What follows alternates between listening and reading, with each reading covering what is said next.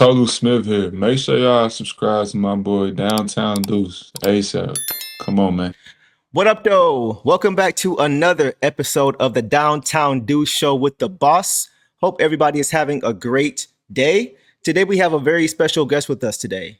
If you guys have tuned in to any Pistons, Red Wings, or Tigers games the past 4 years, then you know this face. Joining us is sideline reporter, digital reporter, and host at FanDuel Sports Network, the one and only Natalie Kerwin. Natalie, welcome to the show. Appreciate you taking the time today. Hey, thank you for having me. Hello, everyone. I'm so glad that we finally made this work. I feel like this has been like a 2-year process. So today is the day, the big day, and we finally made it on. So thank you guys for having me. I'm looking forward to it. Absolutely. First off, are you staying warm? Because technically I could say that winter is coming, but I think we can all agree that winter has entered the chat as of about a week ago. I'm trying. Could you tell by the turtleneck here that I'm trying my best to bundle up for the cold weather that's about to come. And I got the jean jacket on, but I don't know if anything will prepare me for the cold temps that are on their way. Yeah, I've lived in Michigan my whole life, but I'm still not used to what Michigan winters are. They're awful.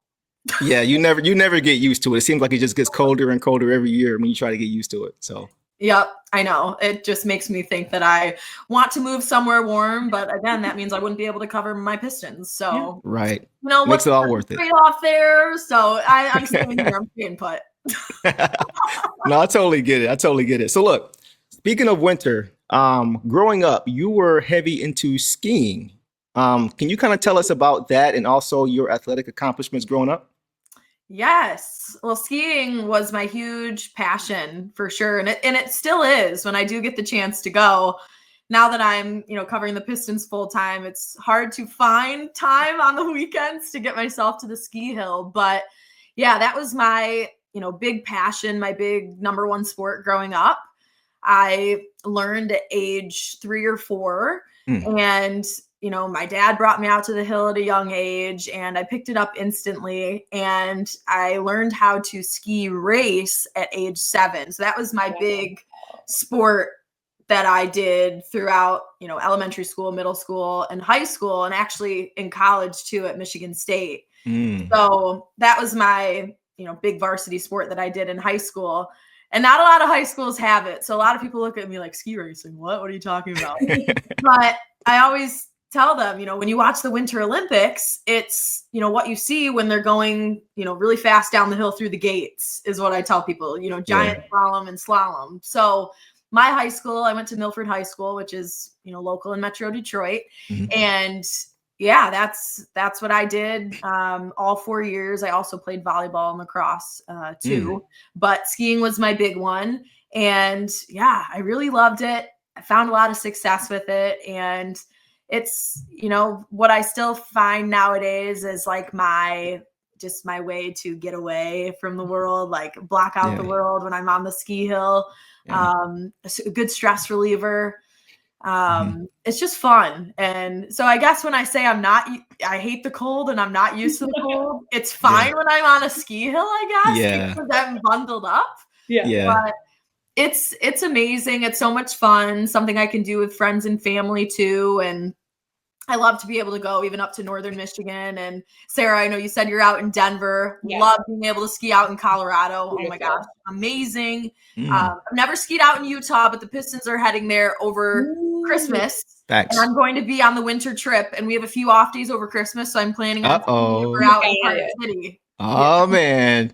Yes. That's cool. I'm super, super excited. So I told everyone, I'm like, on the off day, I'll do a little prep, but then I am skiing the rest of the day. I don't care if with me. I'm buying a lift ticket and I'm going. So I'm going to make sure to talk about it on the boss, podcast. It sounds like whenever she is next in Denver, you may have to get some free lessons. Possibly she'll hook you up. Oh my gosh. I can get down a hill. That's about it. My family are very good skiers. They've skied in Utah. I've tried, but I agree with you. Like, I like the cold when you're on a hill because it's almost like the cold's being useful in this moment. Otherwise, it's, not very useful to me. But yeah, obviously come out to Colorado anytime to ski, but Utah, I know is gorgeous. So I hope that all goes well for you, because I think you deserve it for all the hard work you do. So yeah, very cool. So just with my ski career, last year, I ended up getting inducted into my high school's Hall of Fame too. Hey, congratulations! Yeah, thank you. So that's how I'll cap that. My ski career, I guess, is I ended up skiing at Michigan State as well on their club varsity team, and then I got surprised a little over a year ago, and my high school nominated me and inducted me, and that was highlight peak moment of my life. So now I'm got a plaque in the hallway at my high school, and it's just an awesome accomplishment, and I'm super stoked to even be part of it. It was an awesome surprise that I got. So that's cool. Skiing's a big part of my life for sure. For sure. So listen, you mentioned skiing, you mentioned lacrosse, you mentioned volleyball. When did you take an interest in basketball? I always have been a Pistons fan since I was younger. Growing up here, obviously, it's like I was really young during the going to work era, but I did grow up going to games at the Palace.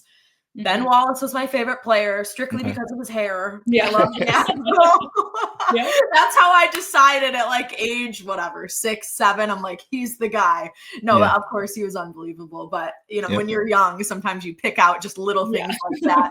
Same reason Magdaleno Ordonez was my favorite player. Also, at I'm like, same thing. He's got the locks, the luscious locks. He's my guy. I don't know what it was about hair on these athletes that made me like them, but so Ben Wallace was my guy, and I always liked the Pistons, but for me, I was a big football fan growing up. That's really what my love and my passion was, and what got me into sports. So the Detroit Lions were my big team from, age 4. And my family is a huge Lions household. We've had season tickets since the Silver Dome days. So it's just, that's what I grew up around, was the Honolulu blue and silver. And so that's where the sports love comes from. But basketball was always there too, just not on that same level. So when it really came into play was when I went to college at Michigan State. And so the history there with the Spartan basketball program, of course, you got to fall in love with basketball when you go to that school. Right. So being around Tom Izzo, being able to be a student reporter covering the men's basketball program as well as the women's, you can't help but become a diehard when you go to MSU. And so from the minute I went to my first game at the Breslin Center and sat in the Izzone, their unbelievable student section that's just insane.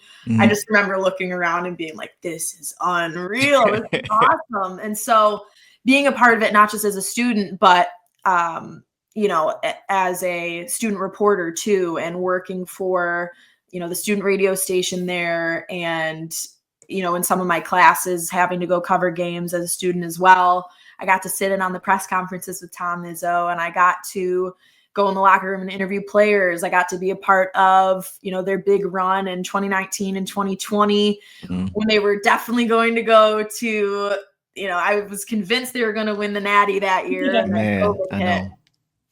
And I still, to this day, whenever I see Tom Izzo, I tell him, that team you had with Cassius Winston leading the charge, I know you guys were going to go all the way. Yeah. Final 4 at least. And he's like, oh, I know. I'm with you there. I believe it. Yeah. So, COVID shut that whole thing down, but not to get on a tangent here. But anyways, being a part of all these great moments, being around a coach like Tom Izzo, it makes you fall in love with the game because of his passion and the history. Magic Johnson, the 1979 team, you got guys like Draymond Green, like just all the people that still come back to the school too, and the guys that just love the program. Like, you just learn so much while you're there that you just become a basketball fan, even if you're not one. Right. So I think you automatically, it just adds more fuel to the fire being a student there. And so for me, like, it just ignited my love for it. And so as soon as I became a beat reporter for the men's basketball team there, and then once I graduated, I had a huge love for the game. Nice. I did. And so from there, I was like, okay, if I can work in football or basketball, that's the dream. Whatever whatever God's plan is for me, I'm open to it. Awesome. And so that's really how the passion came about, was MSU. Mm-hmm. Yeah, that kind of leads into my first question for you was if, not NBA, what sport or team would you want to be reporting for? So I guess Lions would be the answer. Lions, yeah, I would put Lions up there. Yeah, I still am a diehard just as much as I was when I was younger. Still locked in just as much as I was, as a kid. And so I do love football too. I feel like that would also be the dream, like getting to the national stage, being on Monday Night Football, Sunday Night Football. Ooh. Even, that would be, I know that's reaching the tippy top here, but I got can to see see it. for the stars. Yeah. Manifestation. Right. And same on the NBA side. If I can reach the top there and be on the national stage and do the huge primetime games, my gosh. Well, you're off to a great start. I think doing so. the finals, whatever. But being here right now with the Pistons at a regional level is unbelievable. I feel so lucky every day to be here at this age, to be covering a team like this with a bunch of guys that are just so cool and young and down to earth. It's unbelievable. It's amazing. So, yeah. For sure. So listen, believe it or not, Natalie, I've been blessed to have lived through all 3 Pistons championships. I was born in 86, so I'm just old enough to remember the back-to-back championships with Joe Dumars winning the MVP of the finals in 89, Vinny hitting the game winner in 1990, and then on top of that, I graduated in 2004. So I always say, outside of marrying my wife and the birth of my 2 sons, 2004 for me was like the pinnacle. I'm kind of showing my age a little bit, but I wanted to ask you, what are some of your favorite Pistons memories that you can recall? You know what? Well, this answer is going to show my age as well, but on the opposite end of the spectrum. Okay. I'm a lot younger than you. I was a kid during the going to work era. Okay. And so for me, my biggest memory, I would say, up to this age that I can remember very clearly being a part of and watching was honestly last year's playoff run. Because I got to be a part of it, of course, as a reporter.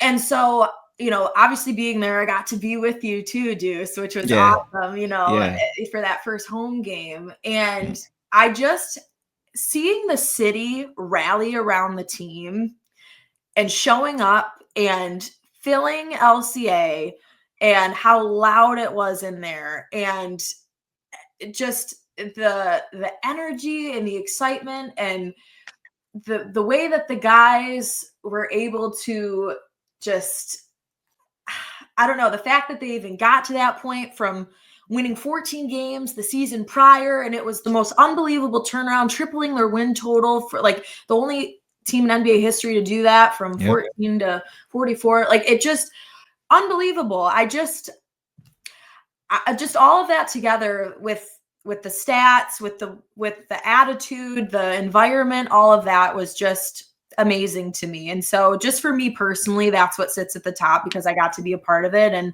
I got chills even doing my pregame hit with you up in the concourse in front of the Meyer entrance with all the Pistons, online creators and all the fans. That did Maddie and Pistons Jack. Shout out to those guys for sure. Yeah. Oh my gosh. Shout out everybody. Seriously. I can't even name them all. Shout out everyone that showed up for that, because sitting there and feeling the love, I just got chills. I got tears in my eyes before we went live for that. I did. And I know I'm not supposed to get emotional as a media member, but I sat there and I'm like, am I about to am I about to get tears right now before we go live on pregame? Right. You could sense how much people care about this team. And for so long, this team was at the bottom. No one in this city really cared about Detroit basketball for a long time. I mean, you would ask people all over, hey, when's the last time you caught a Pistons game? Oh, I don't know. Right. I mean, it's the truth. Like, this city has been all about Lions and Tigers and Wings for a long time. I feel like it's just been a while since Pistons have been at the pinnacle, at the top, a topic of something to talk about. And so now they're finally there, and they got there last year. It was just such a beautiful story to tell. Yeah, So, 100%. to me, that was special. But yes, I could also go back in time and tell you amazing moments too of highlights that I've seen. But for me to be Got you. a part of something, that is my big highlight in memory.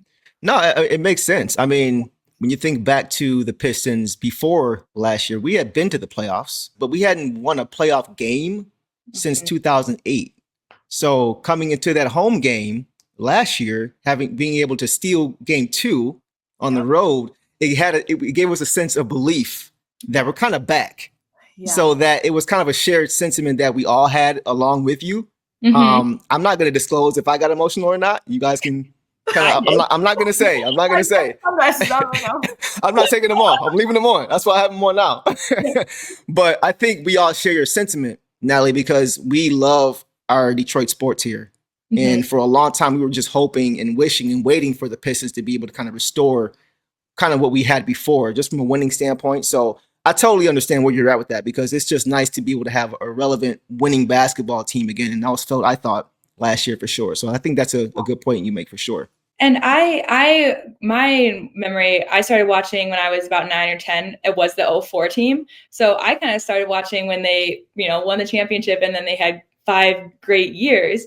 And so I'm excited for the next generation, these younger kids, to realize, what Detroit is about. The Pistons weren't, bad all the time. So it is really cool that I love that you shared that memory, because it reminds me of my first memory of going to, seeing the playoffs and the Eastern Conference Finals, year after year when I was younger, and then it kind of fading away, and now it's back and other people get to experience it. So it's very cool and just exciting, because I just think it's really, like we've talked about, like Detroit, like you said, Deuce, being back, like the Detroit culture, the Pistons culture seems to be back right now. Yes. It is. 100%. It is back. And the fans, Pistons fans specifically, have this passion that I think you don't always find with every team. These fans really live and die by these guys. And I can just see it on social media, and it's amazing. That's why we all know each other by name. Like, Right. I know all the names of the top, Pistons content accounts and the people that are always at the games. Like, I feel like we all know each other. Yep. It's a tight-knit community. Yes. And that's a really special thing. Yes. I don't know if you always do that with every team. You don't. I'm not just talking NBA. I'm talking baseball, football. I mean, I can't speak for every sport, but I don't know, at least I guess I'll just speak with basketball. I feel like you just don't always get that kind of love with everybody. And I feel like with Detroit, there's really that connectedness. Yeah. I agree. 100%. I agree with you for sure. Go ahead, boss. Yeah. And to someone that gets to experience, teams like the Nuggets. I never went to Bulls games when I went to Chicago. Okay, good. Yeah. But with the Nuggets, they're good. Yeah, great fans too. They have a great fan environment, obviously, but there's just something different about the community in Detroit. And I completely agree with you. It's a community that I just kind of recently joined, but just the amount of people I've gotten to know so quickly, and it's been very cool there. But in terms of also just these players, and again, the culture they're creating, a question I have for you is how does it, and you brought it up, you can't be emotional. I feel like you can't be emotional as a media person, but how does it affect you or impact you when a player that you've gotten to know gets traded or moves on elsewhere or is free agent or something? Like how does that affect you? Because for me, I have a hard time as a fan saying goodbye to some people. And so if there were guys that I were interviewing and talking to every day, I think it would be a lot tougher. Yeah, listen, one of the best parts of the job is creating these relationships with players and being able to get to talk to them every day, not even just about basketball, but about their everyday lives and their kids and their families and their hobbies, whatever it is. And that's really been my favorite part of the job, is getting to know these guys as human beings, because that's what makes them open up to you and want to answer all your questions, is knowing, okay, like Natalie's cool. I'll talk to her about whatever it is, whether I had a good game or when I have a bad game, I'm willing to chat with her. She won't leave me out to dry. She won't, she's got my back. Right. And so for me, building these relationships with these guys, it does make it really hard when they get traded away or right, like they leave in free agency, whatever it is. And so granted, yeah, this is only my 4th season, but we have had some departures. So even just this past year, you know, like, let's see, Dennis Schroeder's gone. Yeah. Tim Hardaway Jr., Malik Beasley, Fontecchio. Yep. And those guys were all great, like great in the locker room. They were. And so it's hard. Like you start to get to know them as people and their families and just little things about them. And so not having them around, or just when you find out that they're going to be leaving or they're gone, especially if it's right around the deadline and it's like, oh shoot, this is going to be the last time I see you. It's like, it's good to know, good to know you. Yeah. So it's hard, you know? So it's part of the business though. Yeah. And so you just have to realize that. And the players know it too. You sign up to be in a profession where you could get, you know, you're in one city for 1 year and a different place the next, you know, you just never know. And so that is the hard part about it. But, you know, you have to live with that, I guess. And that is the emotional part of the job. But with the people that you do have here, you just continue to make good relationships with the new guys that come in. And so it is sad, but, you know, you just hope the core guys that are here, you know, still stay here. The ones that, you know, that I've been around now for the last 4 years, and hope those guys don't leave. But again, you never know. You just don't know what can happen. And again, it is a business. So talk about that a little bit more too, because, you know, as far as the relationships, because we've had the chance to have a few players on here. We've had Tolu on here, Tolu Smith, shout out Tolu. Ron Howland has pulled up once or twice. We're really good friends with Javen Hunter, who is Jaden Ivey's father. Yeah. Every now and then, me and Jaden will share scripture with each other, things like that. So just from your vantage point, the relationships aspect, and also just from being around these guys, you know, often, and just seeing how they're able to kind of compartmentalize on and off the court. What are some experiences you've had with some of the guys where it's like, wow, you're a lot different off the court than I thought you may have been compared to how I see you on the court? Yeah, well, I would tell everybody, this group of guys, I mean, really the organization as a whole, my last 4 years, right? Not every team has been the same. There's been new guys in and out, but the cores has remained the same for the most part. But this team is full of guys that work hard. They're incredibly nice. There's really no egos. There really isn't. Like, I feel like you walk in that locker room and everyone holds each other accountable. Everyone is nice. They're funny. They crack jokes. Yeah. But they also know they have work to do and they have to get the job done. And they understand that, listen, like, we got to go do our thing and play our game, but we also have have a good time together. And like they have that camaraderie. They talk about the chemistry. Like that's why they're such a well-oiled machine, is because they get along so well outside of the game too. They're like, you know, on the road, we go out to eat together. We play video games together in the hotel.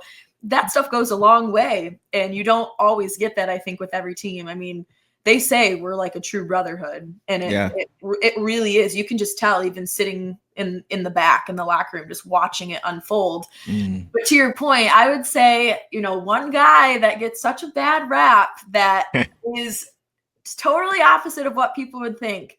Isaiah Stewart. Okay, total menace and bully on the court, as he should be, because he is your heart and soul of that team. Lockdown defender, one of the best rim protectors in this league, loves to play defense, loves it with a passion. He tells me, he's like, I go home and study it every night. I want to, he told me that, like, he's like, I go home and study that. My clips, like I do whatever I can to be better. I want to be the best. Like he's got this fire in him that is unbelievable. And again, you can't teach that passion to anybody. Facts. And so with him on the court, right? You see what, I don't have to explain it. You guys see what Bobby Portis, that's, you see what can unfold when you tick him off. But in that locker room, can't find a nicer human being. He's a teddy bear. My heart warms my heart. You walk up to him and he's like, "Hey, Nat, how are you? What's going on? How you doing?" You know, gives you a half hug, fist bump, like very soft spoken. And any guy in that locker room will tell you, "Oh, Stu's the best, man. He's so cool. I love that guy. He'll do anything for you." He's so kind. He really is, you guys. And so, of course, anyone else around the league, any other player or fan base is going to think he's such a, this Whatever. and that. Yeah. I promise you he's not. He's really a great guy. I'd love if you could get him on here. Yeah. Hey, Stu, if you're watching Big Dog, Big Dog, top shutter. Says she want just roll with the dada. We'd love to have you on, man, for sure. Yeah. Absolutely. I want to talk about basketball and farming. I want to talk about all the things. His family life. Yeah. His music. His music. I got a song called Dog Pound that is dedicated to him and JD and Ron and the whole team, right? And he always shows love with that.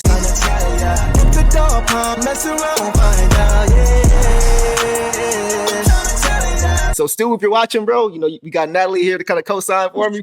Love to have you on. Love to have you in the studio and do a song or whatever, bro, for sure. Yeah, no, that's what I mean, though, right? He's got, yes, the music element to it, which I'm pretty sure he might have been playing a new song the other day on the speaker. I don't know, though. Okay. Don't take my word, but I thought I heard him say the other day, "Guys, listen to this," and it sounded like him. So but I couldn't tell. So JD in the locker room always has the speaker. So there's some insight. JD's always carrying the big speaker. He's always got control of the aux. When we're trying to do interviews after, he always cranks up the music. And I'm like, that guy. I can't even hear my own thoughts right now. And everyone's always yelling at him, "JD, turn it down." Like the before he's doing his job. And he's like, "What?" He pretends he can't. What? Of course. He seems like he's the dude that's just like the troublemaker, like just the disruptor in the locker room, always in some mischief. You hit the nail on the head. That's him for you. He's the best. They're all so funny. Like their little corner, like the Dog Pound has their own corner. So it's like Ron and JD and Stu. Okay. All are in their own corner, so they have them together. I don't know why That's Paul cool. isn't in there, but Paul's Paul, yeah. I know, he's like across from them, but he's still close enough to them to be over there. Yeah, Paul's next to Javante, and those two are always together. That's a mini Dog Pound in itself. Yeah, facts. Exactly. So they're all like at least on the same side. And then Cade's got his own space, like down as he should. Yep, superstar space. The other end, yeah. So and then Tobias, same thing. Like the Unk's got to have his own little area. Yep. Everyone's got their own spot, but it's just funny. Cool. So yeah, Stu, though, great guy. Yeah, farmer, musician, family man on the floor. He's your guy. I love it. I love it. Like anybody outside of Detroit, they don't even need to know. They can think what they want to think about all these guys. We know what's up. We're here. We're with them. You're with them. They don't need to know. That's privilege for us as Detroiters, as Pistons fans here. Yeah. So exactly right. Let them think what they want. Yeah, for sure. That's how Detroit rolls, anyways. It's like Detroit versus everybody. Yes. That's how we wear that on our sleeve. We wear it on shirts. Like that's our slogan, right? I feel like we wear that proudly, and people still doubt our teams, our city. Even if we are, not just the Pistons, but it's like, even if these teams are good, people still find a way to doubt. Yeah. And it's like, we'll prove you wrong. Yeah. We'll show you with our attitude and our swagger. Yep. Let the haters hate. Yeah, exactly. Well, appreciate you sharing that for sure. I wanted to ask you this too. You work closely with Johnny Kane, Greg Kelser, the great Greg Kelser, George Blaha, the legend, Mr. Count That Baby in the Foul himself. Yeah. Some of the best in the business. Yeah. So what has it been like for you just kind of working alongside them? And what has that kind of done for your confidence, just knowing that you kind of earned your right to be where you are now? They're incredible. I feel so lucky to work with them every single day. For the last 4 years, I just feel like I've learned so much from each one of them, right? Mm-hmm. George, this is his 50th year with the Pistons. Yes. I still can't crazy. 50 years. it's wild. And, Yeah. Friday night, we're celebrating his Hall of Fame recognition, Mhm. and they're handing out the bobbleheads, which showed you guys this earlier. She got hers already. I did. Hold on. I'm unboxing. Oh man, she gonna pull it out. I'm trying to protect it at all costs, which is why I keep putting it back in the box. But here we Sneak go. preview, everybody. Sneak preview. Check it out. Woo! Friday night, first 2,500 fans. Hold on, wait for it. Hold on, wait for it. It might be a little quiet. Hold on. Wait, here we go.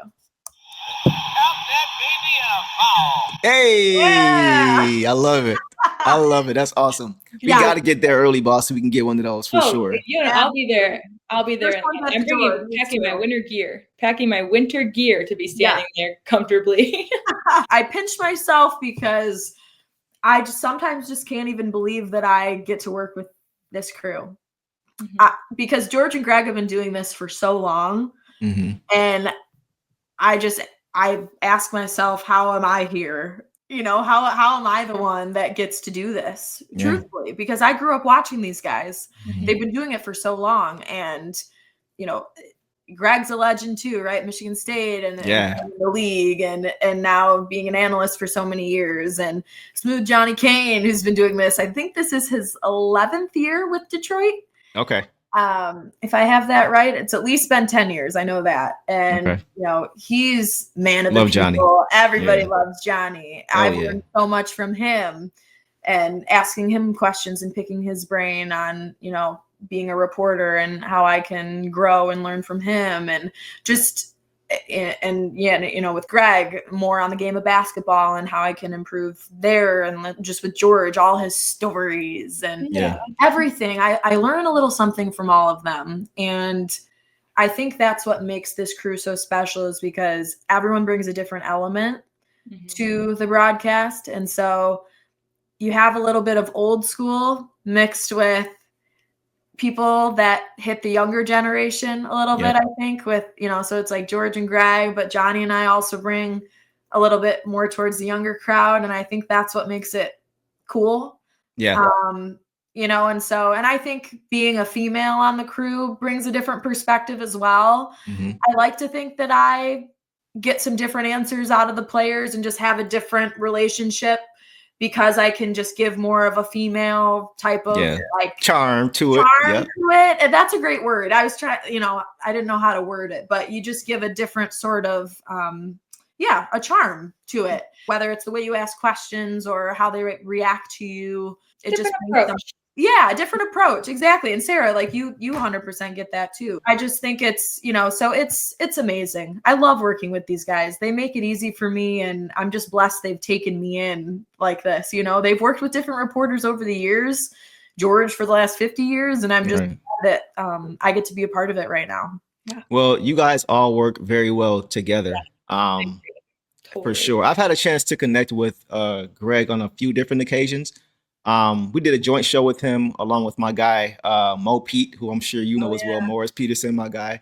Shout out to him. On draft night in 2023, when the Pistons drafted Asar, our show was at the Soaring Eagle Casino, and we got a chance to talk Pistons with Greg, my guys King and Willie. Shout out to them. We got a chance to talk to Greg and Tim McCormick, and we also linked up at the WGPR Historical Society fundraising gala, courtesy of my guy Carl Collins. A lot of people don't know this. You kind of touched on it. But Greg Kelser, man, he was a hooper. Yeah. He was a bona fide, certified hooper. All-American at Michigan State, like you mentioned, playing alongside Magic Johnson, leading the Spartans to a national championship over Larry Bird, Indiana State, and then being drafted 4th overall by the Pistons. And for me, though, Natalie, one thing that I appreciate about him is his philanthropy, right? For years, he has poured into the community. Every year, I think he still hosts the youth basketball camps here in Michigan. Mm-hmm. Right? Not only to teach the game, but also to teach the youth life skills that'll prepare them for life. So when it comes to Greg, what's it been like learning the game? You mentioned it, but what's it been like learning the game from a former college standout, someone who played alongside Magic Johnson, and someone who also played for our Detroit Pistons? And someone who is so tall. So tall. Well, not just him, you guys. You can see the pictures, and when I interview these players, I'm like this. Like, I am shorter than you guys don't know how tall I am. Well, Deuce, I've met you obviously, but I am 5'4". So standing next to some of these guys, I'm like, hey, can you? Yeah. Did they ever give you a box? Did they ever give you like a box to stand on? I have stood on a box, not during a live interview on the floor, which that would be hilarious. And but I have in the hallway for like my pre-recorded interviews for our pregame shows. Mhm. And they have laughed so hard at me. Like Stu walked in and was like, what is that? And I'm like, box. And he's like, what do you need that for? I'm like, to get on your level. Yeah, so we can be in the same frame. I'm wearing like Nike Dunks right now. I can barely reach you. And then JD walked in and he's like, what do you need that for? I'm like, again, I need you. And so they give me crap. But that's funny. It's all in good love. But, yeah, of course. But with Greg Kelser, again, just like Stu, unbelievable person. What he stands for, who he is at his core. Yeah. I just love him. And it's funny you bring up the philanthropy side of him, because when we were in Miami last weekend, we were sitting after the game. We went back to the hotel and sat and had dinner with the rest of the team and Johnny and Mark Champion and all of us were sitting at the table. And for some reason, his basketball camps got brought up. And I was just curious about, how many years he's been doing it and what goes into it and all of that. And I forget off the top of my head right now how many years he's been doing it, but just a very, very long time. Yeah. Like, I'll have to look it up, but it's been forever. I'll just say that. And he explained the in and outs and what goes into planning a Greg Kelser basketball camp. It's unbelievable the amount of people he has to call to work all of these camps. They're pretty much all summer long at different locations. Kids ages like 7 to 17. People that come in and teach like financial literacy, cooking, what else? Finances, cooking, like just any life skills you can think of. Yep. Like he has like 4 or 5 different stations kids learn throughout the day, and then actually, basketball skills as well for the other half of the day. Yeah. And he said he had some guy come up to him recently that was in his late 50s. And he said, Greg, I went to your very first camp that you held years ago. So that tells you how long it's been since Greg's held these. Greg said he held his first camp at in his late 20s, I think. Wow. Incredible. That tells you he's in his late 60s now. So it's been 40 something years almost. Wow. 50. Yes. So a guy came up to Greg and said, I was at your very first camp. And I just want to tell you, you've inspired me in my life and this and that. And so Greg told all of us this last weekend in Miami, and we're like, oh my gosh, this is incredible.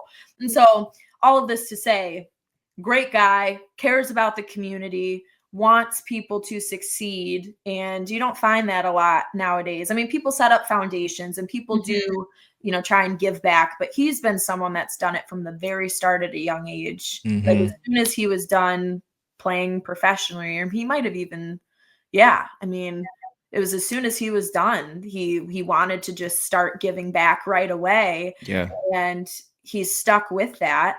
And as far as just what he brings on a day-to-day basis, he's always willing to help. He always is complimentary of everybody, sits with me, anything I want to learn and know. Yeah. Texted me the middle of the summer this year, just was looking forward to the season, gave me some words of encouragement. Just always, he's a selfless human being. He's just awesome. So can't say enough. And what I will tell people too is he's still besties with Magic Johnson to this day. Talks to him all the time. They have that famous picture together. Yes. At MSU, leaning on the car, hanging off. Yeah. If you guys haven't seen it, look it up. They talk all the time and they have a great relationship. I mean, those two were like this, live together at state. I mean, it's really cool to hear their stories from back in the day. So I always Sure. ask him those, I'm like, give me little tidbits, what it was Yeah. like. Right. Yeah. And he's still very close with Tom Izzo, of course, still very close to the program, and just some of, just all his old teammates and all that good stuff. So Yeah. I can't say enough about him. I could keep going, but No, it just, he's awesome. he just seems very hands-on with it. Like you mentioned, a lot of people have different things set up, but he seems to be very much in the trenches with it. And I think the fact that he's been doing it for so long shows that it's something that's really a passion of his. Like he wants to do this continually. He cares about the community. He cares about giving back. And I think the fact that he's so active with it and hands-on and has continued to do it consistently for decades, I think that says a lot about his true intentions and why he's doing what he's doing for sure. Yeah, intentions is a good word because I was thinking intentional because it's at the front of his mind. It's not something like, oh yeah, that foundation thing. Like it's not passing it on to someone else in his organization to handle. Like he's doing it. Facts. That's just very cool to hear because he's like, again, him and George have been my childhood voices, my entire life voices so far. Yep. So just to hear that and know that what they present on screen is also who they are as people. It's very cool. Yeah. Also genuine. George, same way. Everything you see on the TV is the same as who they are as people. George, Johnny, Greg, everybody. Grant, Awesome. you go down the line of our entire crew, and Grant it's too. all the same. Yes. Dwayne Casey, who joins our pregame show too often. Another unbelievably so kind, awesome human. Like you just this organization it really is incredible, full of really good people that just want the best for everybody and care and just love what they do. And it shines and it shows. I feel like you just can't fake that. Exactly. Yeah. It's funny you mentioned Grant and Dwayne as well. This is about 6-7 years ago now. I was just a fan before I had the podcast and was doing all this stuff. I just happened to see them in the concourse at a game. And I'm like, you know what? I'm going to shoot my shot. I'm going to go introduce myself and say, can I get a picture? And they probably going to shoot me down. They don't know me, but whatever. I'm going to try anyway. I go up to them and I say, hey, can I get a picture? I'm just a fan. They say, absolutely. Let's get a picture. They all come over. They all take a picture. We take the picture. And afterward, Grant and Dwayne are asking me questions. They're like, hey, so what do you do for a living? How long you been a fan? Just asking me questions as a fan. They don't know me from Adam. But the fact that they took the time to still have a conversation and take a personal interest in me. It was Grant Long, Dwayne Casey. I think Lindsey Hunter was there as well. Yeah. And they all just took an interest. That told me a lot. Just that small interaction said a lot to me. And that stuff goes a long way. You've never forgotten that. Yep. You know what I mean? Sure. Like those interactions are huge. Yep. And that's who they are. They care about you. And going back to the team perspective as well, I've told this to people too. Cade Cunningham is like that. I mean, this whole team is like that, but this sticks out to me on media day this year.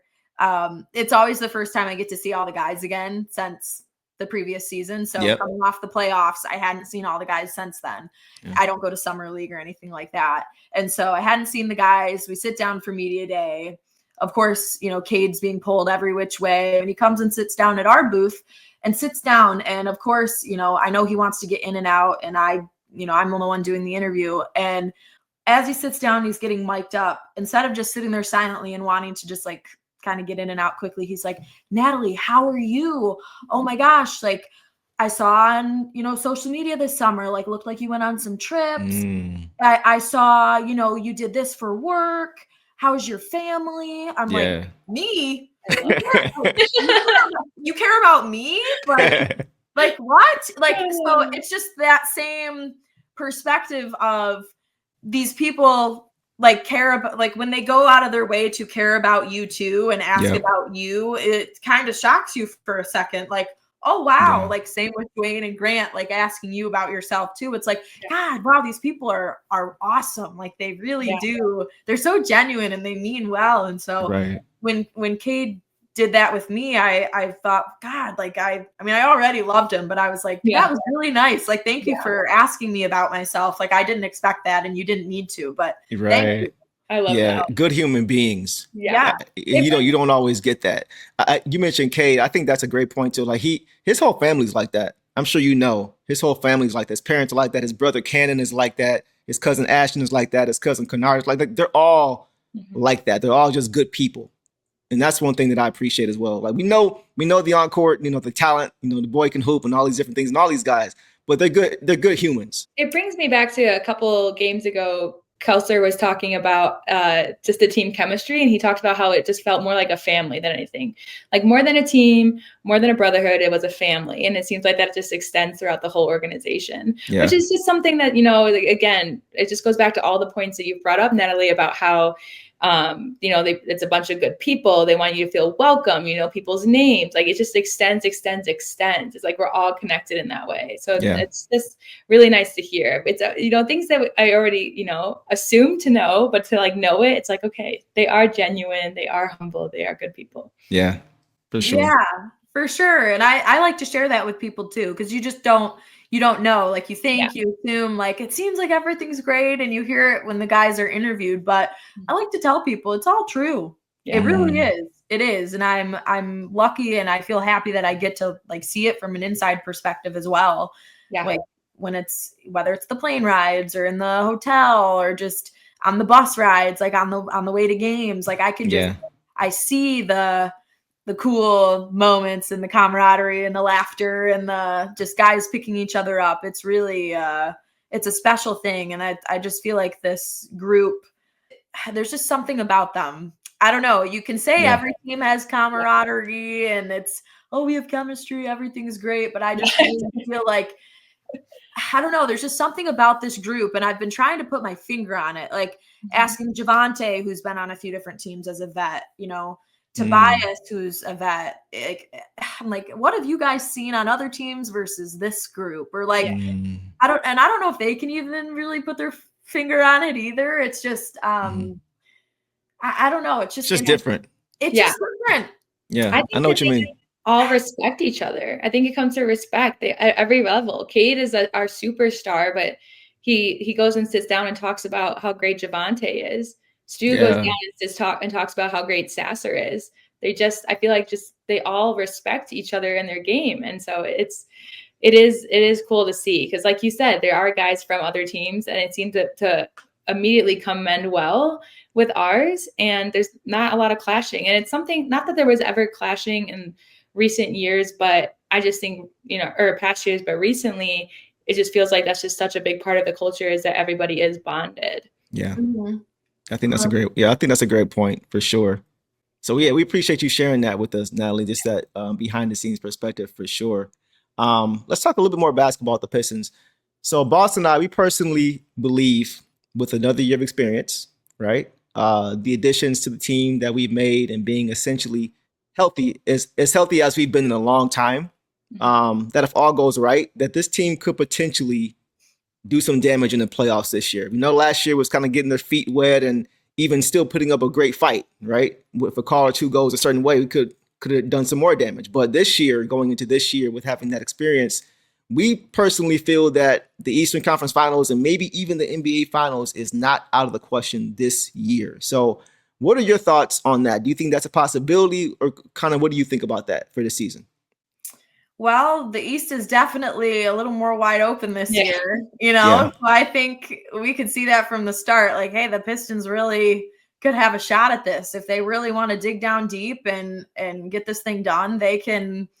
I mean, they control their own destiny, right? Thanks. And so they're still sitting at the top of the East right now, And so, I mean, you look at the start of the season, and right away you see the schedule and how that starts, and it wasn't an easy schedule to begin with. You have the loss to Cleveland, which you didn't know how. I mean, that was tough, and you're like, okay, well, we never play a good game against Cleveland. It's always tough, and this and that, and then they start to pick things up, and then they go on their 13-game win streak with injuries, exactly, with no JI, exactly, like. You bring in Dennis Jenkins, who unleashes a whole other level. Mm-hmm.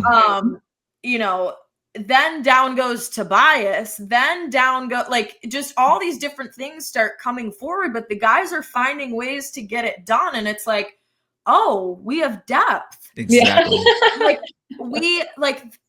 they have a dog mentality. Then Danis comes out and says, you don't want to mess with no dogs, no nasty mutts. That's Nasty what dogs. we are. That's what we are. You guys, I started laughing so hard. You can hear my giggle when in the background in the press conference room. If you listen closely, there is a female giggle in the actual. We are nasty boys. That's what we are. That's what we are. I couldn't control it. When he said nasty mutt, I went, I'm sorry.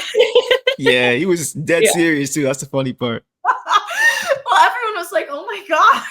Yeah. He has no filter. He's just brutally honest. Is Danis Jenkins. We had a chance to have his development coach, Jeremy Hart, on the show. I've gotten a chance to know him pretty well. I've been following Danis Jenkins for a while. And I think Boss right there with me since the Pistons brought him here on the two-way, even giving him a shot to come to Summer League. And he just jumped off the page to me. Like, why is he here? Yeah. This is an NBA player. So we connected with Jeremy, been on the show a few times as well. And so that's who Danis Jenkins is, man. He is a certified killer. He's a great dude, but he's a mutt. He's a nasty dog, like he said. So yeah, nasty boys. We nasty boys. You don't want no nasty boy in your house, do you? No, you got it. That he is, and he's not afraid to go up to anybody. I like him. I think when we played the Sixers, he was getting into it with Tyrese Maxey. Yep. He's like, "Well, we're both Dallas guys." Because I asked him after the game, I was like, "What was that about? Like, do you guys know each other?" He's like, "No, but we're both from Dallas," and you're like, "We're who's the better Dallas guy like out here on the floor right now?" We just kind of felt like we had to get into it. I'm like, yeah, like. Yeah. And it's funny too, because Jeremy Hart actually said that Tyrese Maxey, he's known him for a long time. And he said he's always the nicest, fun-loving guy. Always got a smile on his face. He said, so to see him get mad like that at Danis says a lot about Danis's tenacity and his ability to get under your skin. I thought that was very interesting too. But that's who he is, man. I love it. I love his addition to this team for sure. Yeah. So he's been great. But I think, what the team just went through with that win streak, they were happy, but they weren't satisfied. Every time you ask them about it, they're like, yeah, it's great, but we still got more work to do. Yeah. And I think that's the key, because they know it was obviously awesome what they were doing, and they're about to hit the franchise record for consecutive games. And I wish they would have hit the 14, right? Of course, I wish that too. And it sucks it had to come to an end in Boston. But yeah, I know. At least they tied the record. I think that's great. And we all know what happened the last time. Right. Right. You know what I'm saying? Last two times. So, You guys can go do your research. I mean, the fans, you two know what I'm talking about. Of course. Championships the last time it happened. So, yeah. Yes. So, so you wish they would have hit that. But even though they didn't, it's still an accomplishment, and they know there's more work to do, and they're not satisfied, and they're hungry for it. And Cade came out and said it. He said, listen, do we wish we would have hit that? Yes, but we didn't play good enough, and he said straight up, like, do I wish, I could, make that free throw again? Yes. Do I wish we could have ended the game better in Boston? Yes. Like, I wish we could have done a lot of things differently, but we just have to move forward. Yeah. So that's how we have to go about it. And so they understand, I think, with the playoff experience last year, like, you got to learn how to turn the page. And so I think this team is learning how to do that quicker. And JB has come out and said that too. Like, this team has learned how to regulate their emotions a little bit better. I think last year they struggled sometimes with that. Because they like to play dirty, they like to play muddy and physical, but it's all about the riding the line of how to like balance that with not letting it get the best of you too much. And so now I think what they're going through post win streak, there's a little bit of a struggle right now, figuring some things out. The loss against Milwaukee was tough. For a lot of different reasons, and I think these growing pains right now though are going to help them down the line. 100%. And you'd rather them go through it now, beginning of December, like end of November now to beginning of December, than down the road. And they guess they know what they have to do, right? They know what they have to do. They're gonna figure out these rotations eventually. They're going to clean up the little things, the turnovers. I felt like they had done a good job with that during the win streak. And so now it's just learning how to take care of the basketball again. That they'll get back to it's not like you unlearn that. Like they'll get back to that. I mean, they just gotta get back to who they are, right? Exactly. JB always says, listen, this team runs on our defense, right? That's right. We pride ourselves the way we play defensively. And when we lose sight of that is when we get in trouble. Absolutely. Yeah. And so to get back to your original question, though, as far as the ceiling goes, I know I'm like trying to break it all down now. No, but, we love it. I think for this team to get to where they want to go, what they're going through right now, I think is what they're supposed to be going through, because the streak wasn't going to last forever. You got to have a little bit of adversity in there, but this team's good with adversity. Beautifully said. Beautifully said. Like they handle it better than anyone else because they were on rock bottom 2 years ago. That's right. Yeah, so they know what it feels like. The core of this group at least knows, the Cade, the Ivy, the Duran, the Sar, that group. They know what it feels like to be the laughing stock, and they never want to feel that pain again. So they understand what it feels like to have to like dig deep and want to win. And then again, on top of it, the playoff experience. So they want to get back there, but they want to get out of the first round at least. And so I just think the East is wide open. They have a chance to continue to push. They have the right coach in place. I love KD. I love oh my God. The players love him. They said it. He's a dog too. Yeah.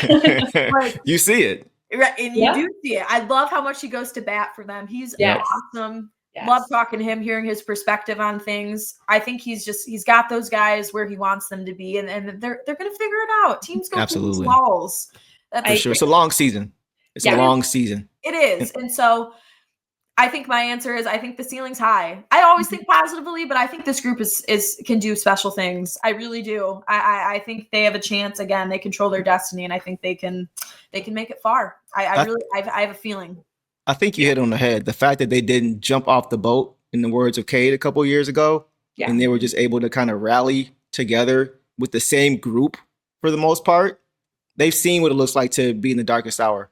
To be in that dark place. And so I think things like this are not really hard for them. I mean, it's tough, but it's not anything they don't think they can overcome because they've seen worse days than where they are now. I love that you emphasize, because we had that win streak and then we lost a close one. We didn't look great. Some of our fans kind of doom and gloomed after that. But I agree with what you said in terms of if we want to go farther in the playoffs, then we need this adversity now to figure it out. We need to figure out how to bounce back. And I think we're very good already at bouncing back. So I just like that you pointed that out, because that's just a great way to put it. Like we'd rather go through this now, figure it out. And these losses are, almost helping them not make the same mistakes in the future. Yeah. And another thing too, and we talked about this on the broadcast, and I think Johnny brought it up last night too in post game, is most of these losses have been within there's no blowout, point or two or three, like with close margins, right? Like I think they have the most.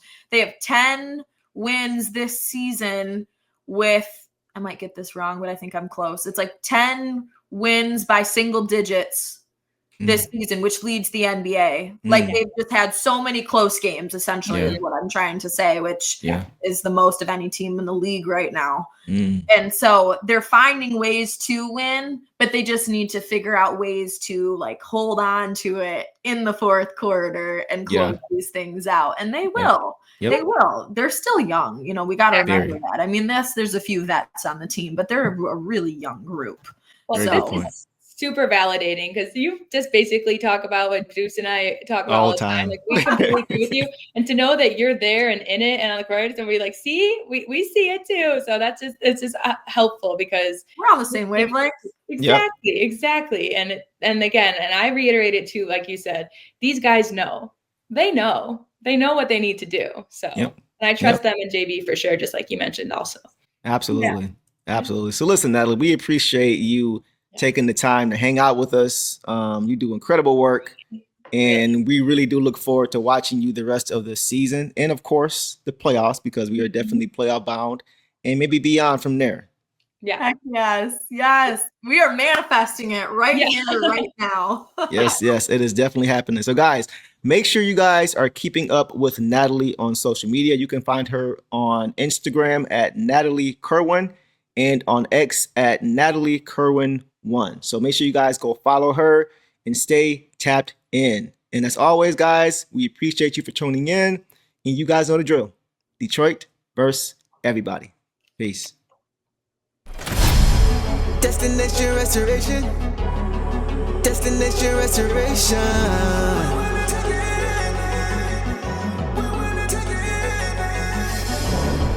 Destination restoration. Yeah, Detroit. Destination restoration. Yeah, it's our time. Can you feel the elevation? We on a mission on vacation. Time to create the separation. Championships and motivation.